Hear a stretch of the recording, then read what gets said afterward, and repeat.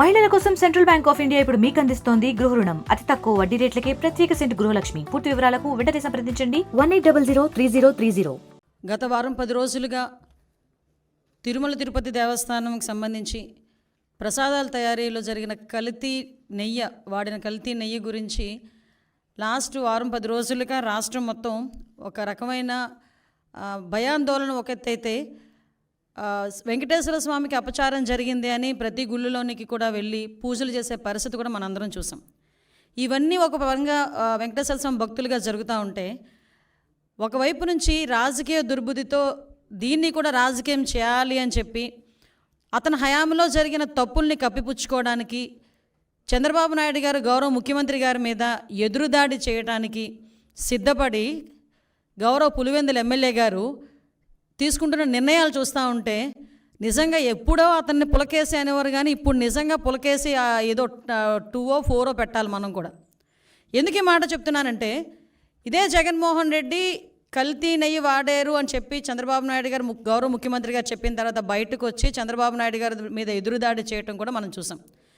తర్వాత వీళ్ళ తాలూకా వెనకత బ్యాచ్ ఉంటుంది కదా, ఒక భజన బృందం ఉంటుంది కదా, భజన బృందం బయటకు వచ్చి లేదు జగన్మోహన్ రెడ్డి గారు మెట్లు ఎక్కి వస్తారు తిరుమల తిరుపతి దర్శనానికి అని మాట్లాడారు. అది కట్ చేస్తే కాదు, నా కాలినడకని కాదు, దర్శనానికి వస్తారు అన్నారు. ఇదంతా జరుగుతుంది. ఓకే, దర్శనానికి వస్తే రప్పించుదాము, కూర్చోబెట్టి అన్ని గౌరవ మర్యాదలు ఇచ్చి డిక్లరేషన్ మీద సంతకం పెట్టించుకొని అతన్ని తీసుకెళ్ళి దర్శనానికి పంపిద్దామని చెప్పి ఆలయ అధికారుల దగ్గర నుంచి భద్రత దృష్ట్యా పోలీస్ డిపార్ట్మెంట్ వాళ్ళు అందరూ కూడా అతను రాటుకని ఆహ్వానించారు. ఆల్ ఆఫ్ సడన్ అతనికి ఇష్టం లేకనో లేకపోతే ఇంట్లోంచి బయటికి తల్లి చెల్లికి పట్టిన గతి పడతాదని భయం వేసో తెలియదు, కానీ ఆటోమేటిక్గా లాస్ట్ మినిట్లో అయితే నేను వెళ్ళట్లేదు అని చెప్తూ కుంటి సాకులు చెప్పే పరిస్థితి వచ్చింది. ఏంటా కుంటి సాకులు అంటే, డైరెక్ట్గా బయటకు వచ్చి మాకు నోటీసులు ఇచ్చారు అన్నారు. అరే, పోలీస్ యాక్ట్ సెక్షన్ 30 అన్నది ఈరోజు చంద్రబాబు నాయుడు గారు తీసుకొచ్చింది కాదు. నీకులాగా జీవో నెంబర్ 1 ఇచ్చి సభలు అది ఆపుదామని చెప్పి లోకేష్ గారు పాదయాత్ర చేసినప్పుడు వచ్చిన జీవోలు కాదు ఇవి. పోలీస్ యాక్ట్ సెక్షన్ 30 అన్నది ఎప్పుడైనా శాంతి భద్రతలకు విఘాతాలు కలుగుతాయి అనుకునేటప్పుడు డిపార్ట్మెంట్ వాళ్ళు రెగ్యులర్గా ఇచ్చే నోటీస్ అది. ఆ నోటీస్లో చాలా క్లియర్గా వైఎస్ జగన్మోహన్ రెడ్డి గారు ఆంధ్రప్రదేశ్ మాజీ ముఖ్యమంత్రి 27/9/24, 28/9/24 తేదీల్లో తిరుపతి తిరుమల పర్యటించనున్నారని ప్రభుత్వ అధికారిక సమాచారం ద్వారా తెలిసినది. ఈ పర్యటనలో శ్రీ వైఎస్ జగన్మోహన్ రెడ్డి గారు తిరుమలలో శ్రీ వెంకటేశ్వర స్వామి వారిని దర్శించుకోనున్నారు. ఈ పర్యటనకు స్వాగతం పలికేందుకు తిరుపతి జిల్లా మరియు పరిసర జిల్లాల నుంచి సుమారు 10,000 మంది వైఎస్ఆర్సీపీ నాయకులు కార్యకర్తలు తిరుపతికి రావాలని సోషల్ మీడియా ద్వారా విస్తృత ప్రచారం జరుగుతున్నది. అదేవిధంగా ఈ పర్యటన అడ్డుకుంటామని వివిధ రాజకీయ పార్టీలు, హిందూ ధార్మిక సంఘాలు, ప్రజా సంఘాలు కూడా సోషల్ మీడియా ద్వారా విస్తృత ప్రచారం జరుగుతున్నది. ఈ సందర్భంలో తిరుపతి జిల్లాలో ఉద్రిక్త పరిస్థితులు, శాంతి భద్రతలకు విఘాతం కలిగే అవకాశం ఉన్నది. ఈ పరిస్థితుల వల్ల రాబోయే తిరుమల బ్రహ్మోత్సవాలు మరియు ప్రపంచవ్యాప్తంగా తిరుపతి తిరుమలకు వచ్చే యాత్రికులపై ప్రభావం చూపే అవకాశం ఉన్నది. అదేవిధంగా గౌరవ తిరుపతి జిల్లా సూపరింటెండెంట్ పోలీస్ వారు తిరుపతి జిల్లాలో సెక్షన్ 30 పోలీస్ యాక్ట్ను అమలు చేసి ఉన్నారు.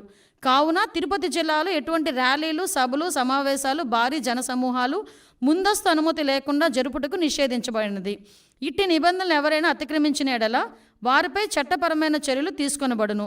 కావున అన్ని వర్గాల వారు తిరుపతి జిల్లాలో శాంతి భద్రత పరిరక్షణకై పోలీసు వారికి సహకరించాల్సిందిగా కోరడమైనది.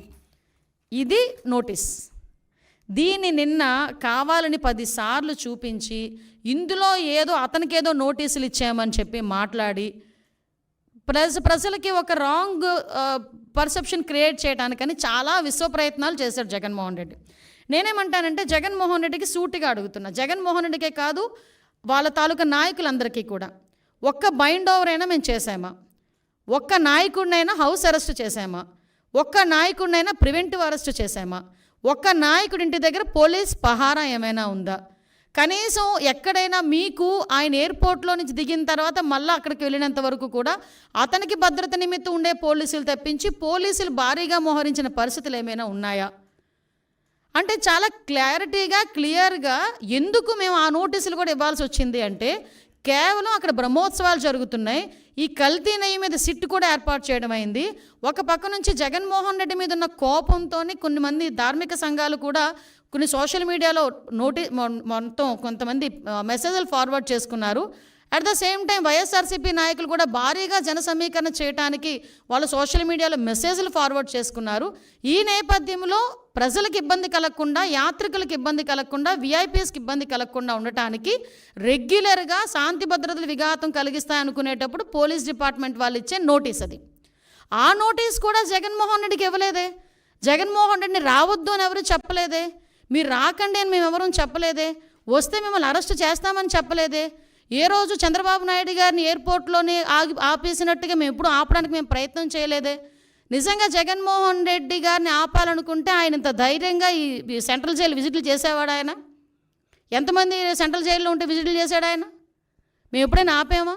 అంటే విషయం ఏంటంటే, మేము ప్రజాస్వామ్యబద్ధంగా ముందుకెళ్తున్నప్పుడు మా మీద బురద చల్లటానికి పోలీస్ నోటీసులు నాకు ఇచ్చారు అని చెప్పి నిన్న అతనికి వెళ్ళడానికి ఫస్ట్ ఆఫ్ ఆల్ అతనికి వెళ్ళడానికి ఇష్టం లేదు తిరుమల తిరుపతి దేవస్థానానికి. దట్టు డిక్లరేషన్ ఇచ్చేయడానికి అసలు ఇష్టం లేదు. మళ్ళీ నేను నొక్కి పెడుతున్నా, డిక్లరేషన్ వన్స్ ఇచ్చి కనుక ఆయన టెంపుల్లోకి వెళ్తే వాళ్ళ ఇంట్లో తల్లికి చెల్లికి పట్టిన గతే అతనికి పడతాదేమో అన్న ఉద్దేశంతో అతను వెళ్ళడం మానేశాడు. ఆ మర్మం ఏంటో మీరే గ్రహించండి.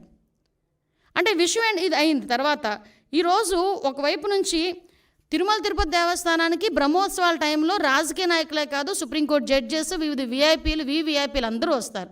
ఆ భద్రత కూడా మాదే బాధ్యత. ఆ భద్రత నేపథ్యంలో మేమందరం కూడా ఎట్టి పరిస్థితుల్లోని శాంతి భద్రతలు విఘాతం కలిగించకూడదని చెప్పి నోటీసులు ఇస్తే దాన్ని ఈ రకంగా మాట్లాడి టాపిక్ని డైవర్ట్ చేయడానికి నోటీసుల వైపు తీసుకొచ్చాడు. ఇతగాడు మళ్ళీ మేమేదో డైవర్షన్ పాలిటిక్స్ చేస్తున్నామని మాట్లాడతాడు.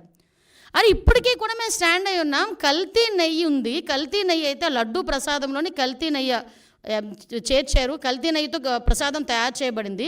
దాని గురించని ముఖ్యమంత్రి హోదాలో ఉన్న చంద్రబాబు నాయుడు గారు కానీ, ఉప ముఖ్యమంత్రి హోదాలో ఉన్న పవన్ కళ్యాణ్ గారు కానీ, లోకేష్ బాబు గారు కానీ మేమందరం మాట్లాడుతున్న ఈ నేపథ్యంలో దాని గురించి మాట్లాడండి అంటే దాని గురించి మాట్లాడకుండా నేను మెట్లు ఎక్కుతాను, ఏంటది దర్శనానికి వెళ్తాను అని చెప్పి డైవర్ట్ చేయడానికి ప్రయత్నం చేసింది నువ్వు. ఈరోజు మళ్ళీ తిరిగి డైవర్షన్ పాలిటిక్స్ అని చెప్పి మా మీద మాట్లాడే పరిస్థితి కనిపిస్తూ ఉంది. ఈ నేపథ్యంలో ఒక గోల్డెన్ వర్డ్ వచ్చింది నిజంగా, లడ్డు నాణ్యత అట, లడ్డు టేస్ట్ అట. అరే నాకు అర్థం కాంది, జగన్మోహన్ రెడ్డి ఏ రోజైనా లడ్డు టేస్ట్ చేశారా? తిరుమల తిరుపతి దేవస్థానం ప్రసాదం లడ్డూని ఆశీర్వాదానికి అక్షతలు వేస్తేనే 10 సార్లు దూకున్నాడు. అక్షంతలన్నీ అయిపోయినంత వరకు ప్రతి టీవీ వాళ్ళు కూడా చూపించారు. అది ఎక్కడ? మండపంలోనే. ఎక్కడ ఆశీర్వాదం ఇచ్చిన ఆ మండపంలోనే. ఇంకా సాల్వ్ అయ్యక ముందే అక్షంతలు వేసిన దానికి, ఆ పంతులు అక్షంతలు వేసిన దానికి మనమైతే ఆ అక్షంతలు ఎప్పుడు ఉంటాయా? ఉంటే బాగున్ను, రోజంతా ఉంటే బాగున్ను, ఆశీర్వచనం అనుకొని మనం చక్కగా బయటకు వస్తాం. అక్కడే 10 సార్లు దువ్వాడు ఆ క్రాఫ్ని. దువ్వేసి తీసేసినోడు ప్రసాదం గురించి మాట్లాడుతున్నాడు. తప్పిసారి ఎవరైనా ప్రసాదం ఇస్తే టిష్యూ పేపర్లో చుట్టూ పక్కకి పెట్టే వీళ్ళు లడ్డు నాణ్యత గురించి, టేస్ట్ గురించి ఈయన చెప్పడం, మేము వినడం, అది మా దౌర్భాగ్యం. ఇటువంటి పరిస్థితుల్లోని మాట్లాడి ఈయన లడ్డు టేస్ట్ గురించి, అరే ఈ లడ్డు టేస్ట్ ఎక్కడ మనకి ప్రాబ్లం వచ్చింది అని చెప్పి ఆ రోజే జూన్ నెలలోని 12, 20, 25 తారీఖులు, జూన్ 4న వచ్చిన లారీల్లో 4 సంబంధించి నెయ్యి ట్యాంకర్లని ముందు యూజ్ చేశారు. ఆ ముందు యూజ్ చేసిన నెయ్యి ట్యాంకర్లలోని ఆ నెయ్యి ప్రాబ్లంగా ఉందని ప్రతి భక్తుల దగ్గర నుంచి ఫిర్యాదులు అందిన తర్వాత మిగతా 4 ట్యాంకర్లకి మేము టెస్టులు చేపిస్తే ఆ టెస్టులు ఎన్డీడీబీ రిపోర్టుల ప్రకారం అందులోని కల్తీ జరిగింది, జంతువుల కొవ్వు కలిసింది అని చాలా క్లియర్గా దానిలో మెన్షన్ చేస్తే దాని గురించి అని చెప్పి మాట్లాడరా అంటే దాని గురించి మాట్లాడకుండా ఎన్డీడీబీ రిపోర్ట్లో డిస్క్లైమర్ గురించి మాట్లాడతాడు. అక్కడే అతగాడి తెలివితేటలు బుర్రలోంచి మోకాల్లోకి వచ్చేసాయన సంగతి అర్థమవుతుంది. అరే డిస్క్లైమర్ అన్నది ప్రతి దానికి కామన్. అది నువ్వు తలనొప్పి డోలో ట్యాబ్లెట్ వేసుకున్నా కూడా డిస్క్లైమర్ ఉంటుంది, తెలుసా నీకు?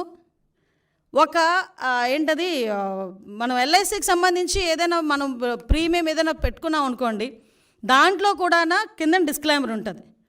నువ్వు ఎక్కడికి వెళ్ళి ఏ వస్తువు కొన్నా కూడా డిస్క్లైమర్ ఉంటుంది. ఆ డిస్క్లైమర్లో నాడేదో రాశాడని చెప్పేసి దాని గురించి మాట్లాడుతున్నావు. వీళ్ళు జరిగిన తప్పుని కప్పిపుచ్చుకునే ప్రయత్నం చేస్తున్నారు తప్పించి జరిగిపోయిన తప్పుని జరిగిందని ఒప్పుకోవడం కానీ దానికి క్షమాపణలు కోరడం కానీ జరగట్లే, అది కనిపించట్లే. ఆవిడ అనకూడదు కానీ స్పీకర్ పొజిషన్లో ఏం మాట్లాడతాడండి? మరిన్ని వీడియోస్ కోసం ఛానల్ ని సబ్స్క్రైబ్ చేయండి. లేటెస్ట్ అప్డేట్స్ కోసం వాట్సాప్ ఛానల్ ని ఫాలో చేయండి. అండ్ లింక్ డిస్క్రిప్షన్ లో ఉంది.